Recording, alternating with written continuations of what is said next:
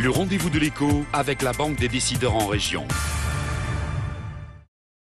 Bonjour et bienvenue dans ce nouveau numéro des Rendez-vous de l'écho. Aujourd'hui, nous partons à la découverte de l'APIM, l'Agence pour la promotion internationale de Lille Métropole. Pour nous en parler, nous recevons Thierry Mabille de Pongeville, directeur général de l'APIM. Bonjour. Bonjour. Alors expliquez-nous, qu'est-ce que l'APIM et à quoi ça sert? C'est un outil qui a été créé il y a 26 ans par la Chambre de commerce de Lille et la communauté urbaine. Et notre objectif, c'est d'implanter des entreprises sur le territoire. Donc on a un objectif. Et donc actuellement, on aide environ 35 entreprises par an à s'implanter. Ouais. Ça représente environ 1200, 1300 emplois. Quel est votre budget de fonctionnement? Quelles sont les ressources que 2,5 vous millions avez? de budget par an. Qui finance? Et c'est donc la Chambre de commerce et la communauté urbaine qui sont les deux financières à égalité parfaite. Alors, quels sont selon vous les atouts de la métropole lilloise que vous mettez en valeur pour arriver à attirer des investisseurs? Alors déjà, le premier atout, c'est qu'en notoriété, on est en train de progresser, dont grâce au LOSC, aux événements culturels, Lille 2004, etc., Lille 3000 maintenant. Alors, dans les atouts, le TGV, on est considéré comme étant la ville qui a reçu le plus de développement économique grâce au TGV. Donc, on reçoit beaucoup de délégations. Alors, donc, grâce à ça, au TGV, on a des grands sites d'excellence. C'est-à-dire, pour un client, on vend Euralil, donc banque, assurance, sièges sociaux. On vend Eurasanté dans la santé, le parc scientifique de la Haute-Borne pour les entreprises innovantes. On vend Euratechnologie pour les nouvelles technologies. Et puis là, juste ici, à côté, du côté de Roubaix-Tourcoing, le site de l'Union pour le textile innovant, pour la distribution, pour le pôle image, pour ce qui est pôle judiciaire économique. Donc, on a des grands sites on appelle ça des adresses immobilières, et ces 5 sites en France, même à Lyon, ils n'ont pas une largeur de gamme, comme on appelle, pour proposer aux clients des solutions de haut niveau. Et après, on appelle ça des clusters ou pôles de compétitivité. Donc, on a un savoir-faire dans la grande distribution et la vente à distance, dans le commerce. On a un savoir-faire dans la santé. On a un savoir-faire santé agroalimentaire, un savoir-faire dans le ferroviaire. Il ne faut pas l'oublier, les nouveaux systèmes de transport intelligents, les textiles techniques, les nouveaux matériaux. Donc ça, c'est les grandes forces.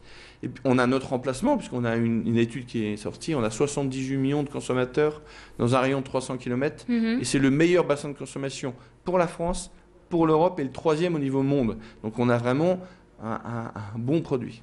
Alors dites-moi, vous voyagez à travers tout le monde pour justement trouver des entreprises qui souhaitent s'implanter à Lille. Jusqu'où allez-vous ?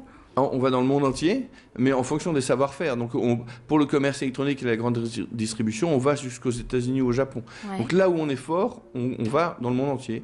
On a un Chinois dans l'équipe, une Japonaise, on a une Suissesse germanophone, on a bien sûr une Belge flamande, donc on a une équipe très internationale.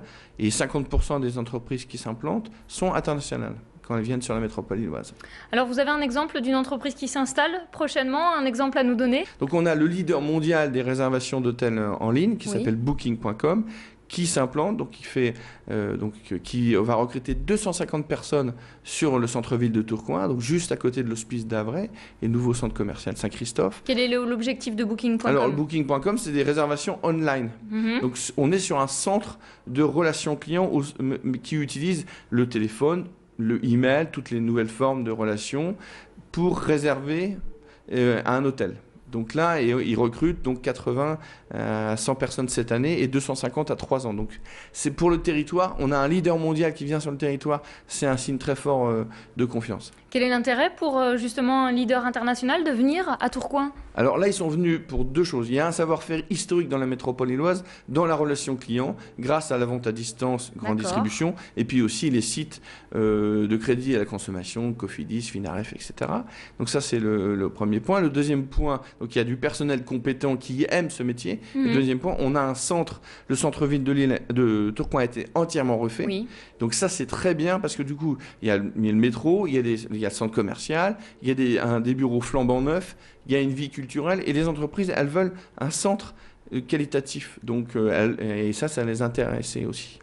Alors, vous faites ce métier depuis combien de temps? Depuis quand faites-vous la promotion de la métropole lilloise? 22 ans, oui. Vous connaissez par cœur le territoire? On connaît jamais assez parce qu'on découvre toujours des savoir-faire. Par exemple, on est vraiment l'une des capitales dans le monde avec un vrai savoir-faire dans le sang. Et on ne le connaît pas assez.